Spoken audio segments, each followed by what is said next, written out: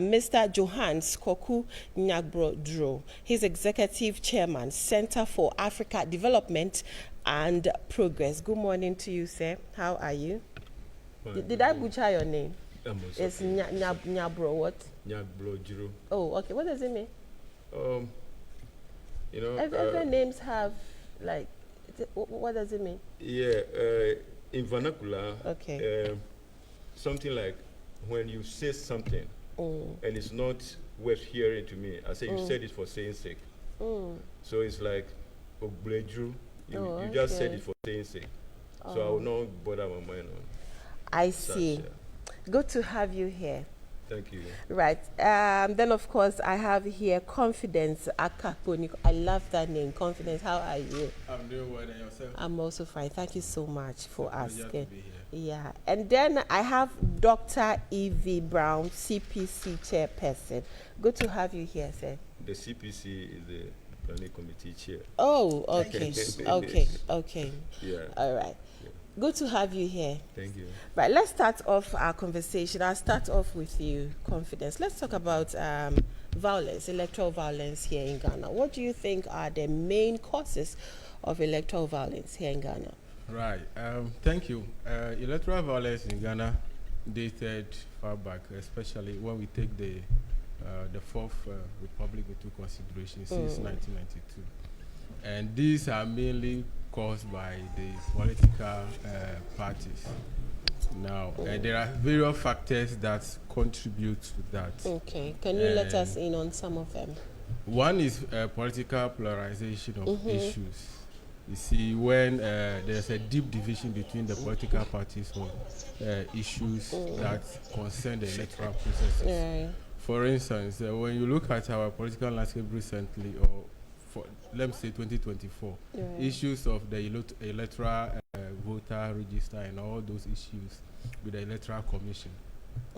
Now, you see that NDC have taken an entrenched position as to matters relating to the electoral register. You see that the ruling party, the NPP, is sharply taking the other side. So they become spokesperson for the Electoral Commission. When it happens that way, NDC will feel being treated unfairly. Yeah, they're being cheated. So you see that they resort to taking certain actions. You see, their followers may be forced, compelled to take actions that will compel political authority, Electoral Commission, and other parties to make sure that maybe koto or accept their positions. Just yesterday, we saw what happened at Mamobi between NPP and just a normal walk and then return the gunshot to something else. And then also some use violence to intimidate others.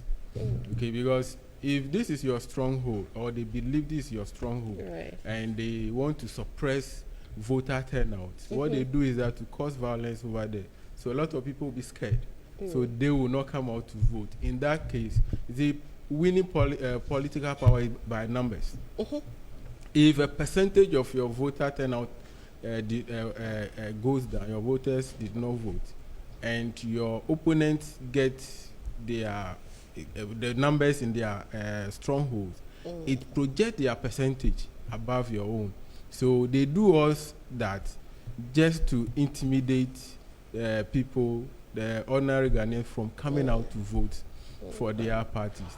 Also, we have weak institutions in terms of the Electoral Commission. Sometimes becomes a playing tool for the political. When the party is in power, they support everything the Electoral Commission does, whether good or wrong. They support everything. They speak for them. By the moment they are in opposition, you see that they have taken a strong position as to whatever that is happening. And others also, because they have weak institution that, let me use the police and the law enforcement agency. Sometimes, because the governing party always control them, because they appoint the IGP and others, they tend to control them. You arrest someone who has engaged in violence, and then orders from above that the person should be released. It embodies them to do it more. Right. So I would want you to give us some examples of electoral violence here in Ghana. We'll look into it. But before that, let's take this short break. We'll be right back.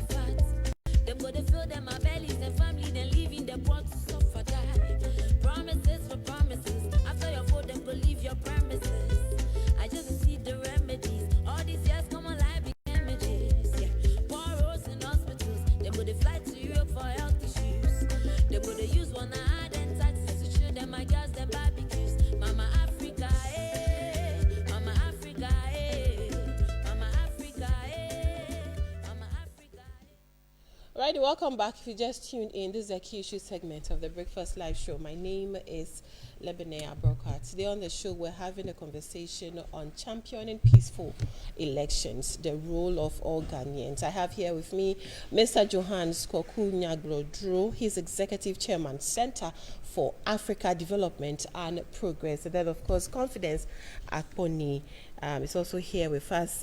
Dr. Evie Brown is CPC, right, Chairperson? Yes, CPC. Okay, Confidence, before we went on the break, I asked you to let us in on some examples of electoral violence here in Ghana. Yeah, in Ghana we have some area we call hotspots when it comes to electoral violence. Some of the notable ones like Chireponi, where we mentioned Ododio, Etiwa, and even Anado, our president, is on record to have said that Etiwa, they've showed them something small. You see, so over the years it happens, and I think these are issues that we need to address. And but you see, it all involves the electoral process. It doesn't happen in a day. Right. It takes time. People believe that if they feel they are being suppressed, they are their voices are not being heard. They take issues into their consideration. And the political parties also are involved. You know, when you take the NDC, they are linked with Asoka Boys. Yeah, when they mention Asoka Boys. So that brings us into the political or electoral vigilantism. Yes. Okay. And then you see the Hawk and all that. And then when you take the MPP to have invisible forces, the Delta forces. What's the main reason behind this political vigilantism? You see, one, political parties use these groups, just like I said, to suppress votes in their, to suppress voter turnout. In their strongholds, sometimes what they use them for is to cause violence. They will snatch ballot boxes, and then they will go and exchange boxes with tom-printed one from somewhere, so that they will have edge over the other parties. And then they also use it to intimidate others. So they intimidate their political opponents from coming out to vote. So if you don't come out to vote and their people come out to vote, it will go against you. And at the end of the day, is the numbers. If it is recorded that they have won, they've won. There's nothing you can do about it. So they use all these mafia tactics, so to say, just to suppress voter turnout, to have upper hand. Mr. Johannes, let me bring you into the conversation. What roles can Ghanaians play to promote peaceful election before, during, and after elections? Thank you. We'd like to introduce the Center for Africa Development and Progress. We'll get into that conversation. Yeah, the Center for Africa Development and Progress just like any other organization, have come into being because there's some discourse, within the, how do you call it, democratic sphere that we have attained. And I would like to say that we came out with objectives to see how best we can educate Africans on governance issues and how to exercise their franchise, as well as to explore ideas on how we can revitalize Africa's constitution. It's just unfortunate we will be talking about democracy, but there's something else we are practicing other than democracy. So we are not going to get things right. What are we practicing? Yeah, we are practicing partisanship. That's partisanship that goes with you fight to get power and use power to do what you want. Unlike other democracies around us. In the West, they have their way of practicing democracy with the federal governance. Then we have UK, the monarchy way. They are all called democracies. And we go to Germany, you see the chancellor and then the president, their styles. These are based on cultural basis, or say foundations. Right. Yeah, we heard of democracies, and then we have a crash during attaining independence. There's two things that crashed. And that's what brought about all these repercussions of democracy that we are practicing since '57. Now, I would like to throw more light on how we've gotten it wrong and what politicians are doing wrong and what we, the electorate, are also doing wrong. But when I'm talking about democracy, partisanship taking into democracy, as many are calling this democracy, we also call it democracy. We have taken democracy from where the developed nations have gotten to. It has no basis. So it's like you want to build, you need establish foundation, and then you decide. Because others are practicing democracies. So we also adapted democracy. But in attainment of independence, something went wrong. What went wrong? Yeah, even though it is good for calling for freedom, or say let us be free from the white supremacy or whatever it takes. But before you take something out from somebody, there should be a direction, a plan. When we take this thing, we are going to put in place this first, this next, and then in some 20 years, we will be like a developed nation. Without that, we were just interested in taking over power, or say we want our freedom. We want to have the freedom before we think.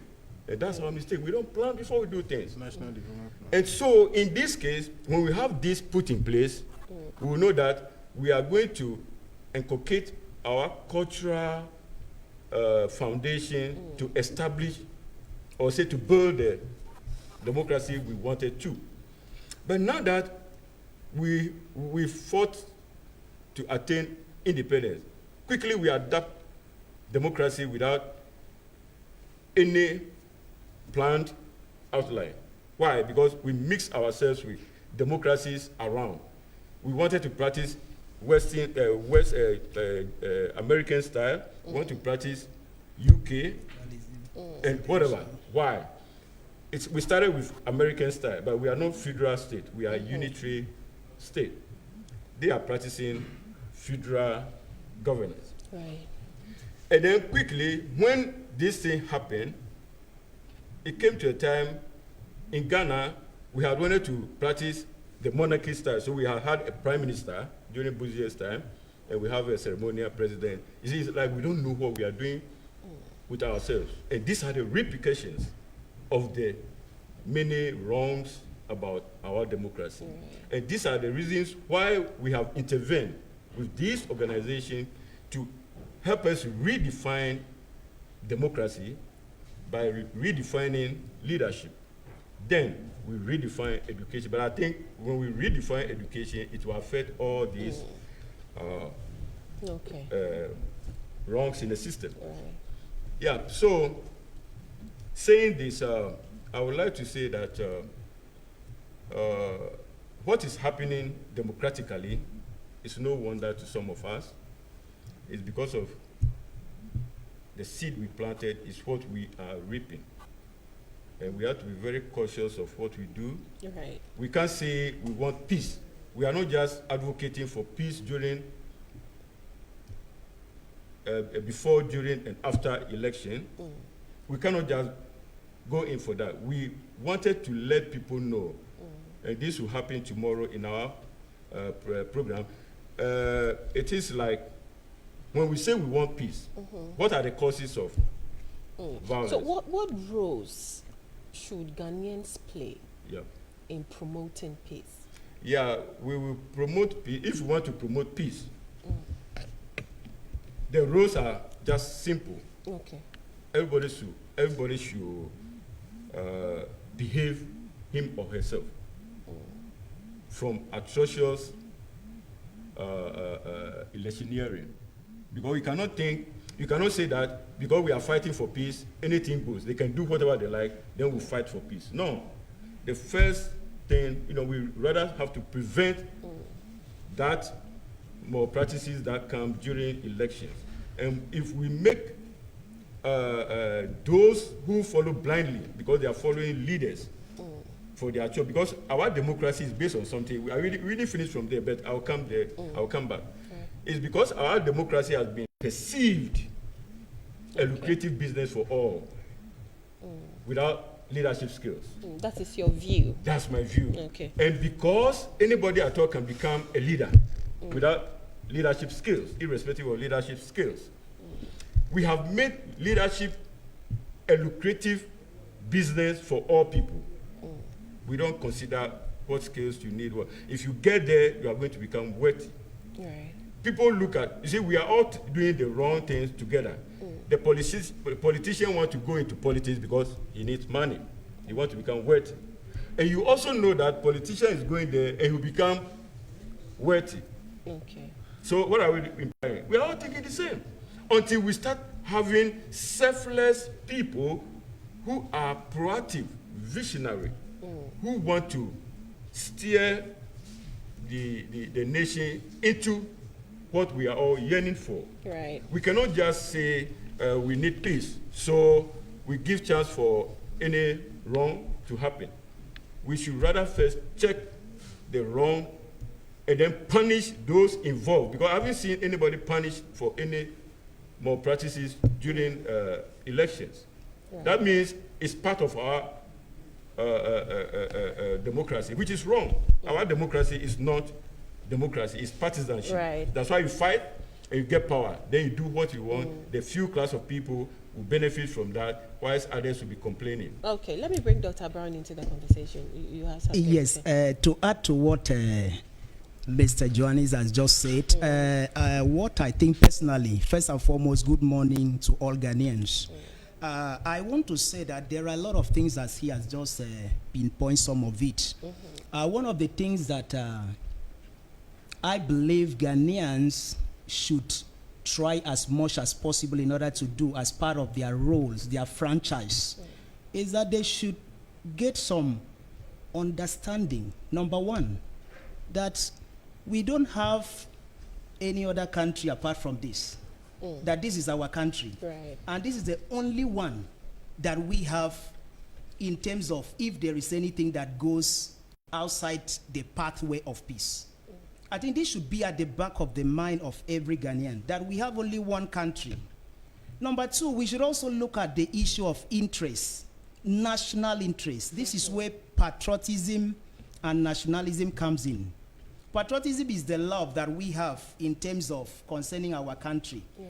But nationalism in the area of leadership, it helps us to balance other nationality with our love to give a space.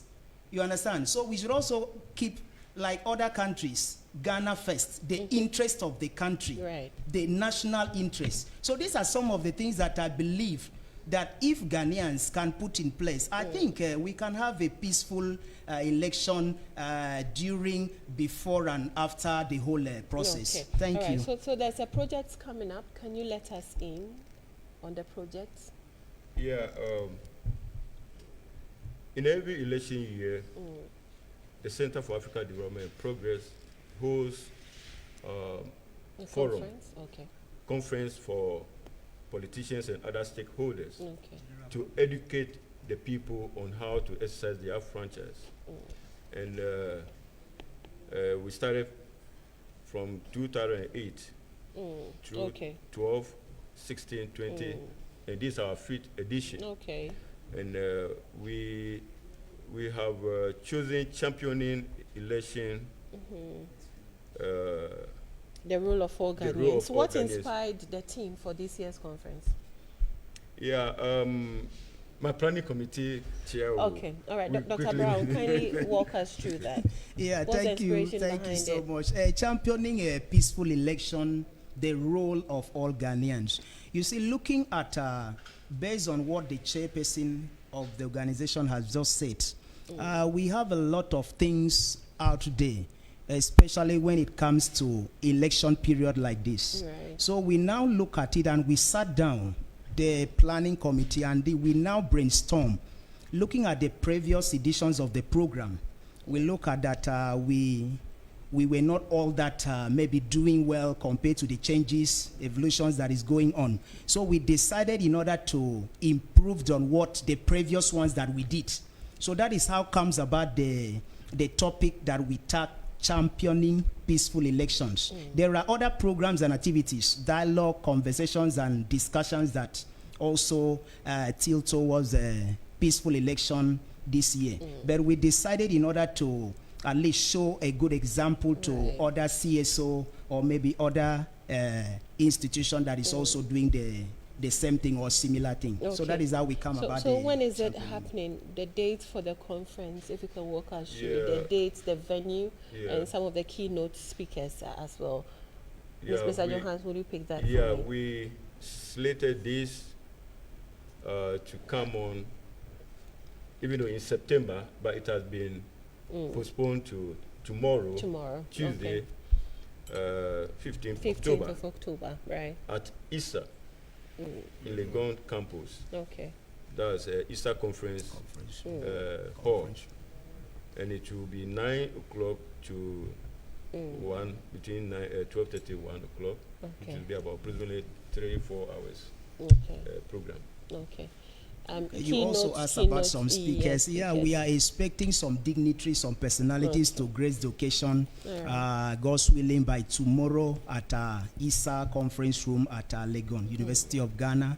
And one of the speakers that we are expecting the chairperson of the Ghana Peace Council to be part of the program. We are also expecting the custodian of the land, the Gamanche himself, in order to be part of the program. We are also expecting in attendance as part of the speakers.